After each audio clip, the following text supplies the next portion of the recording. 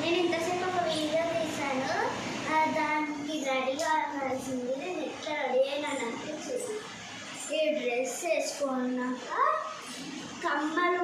కమ్మలకి గాజులకి చైన్లకి ఏం పెట్టుకున్నామా అని చెక్ చేసిన. ఒక బాక్స్ కుంకుమ పోయింది, ఎత్తిన. సిల్వర్ బాక్స్ అంటే కమ్మలు సిల్వర్, బ్రాస్లెట్ పెట్టుకున్నామా వద్దా అని. లిప్స్టిక్,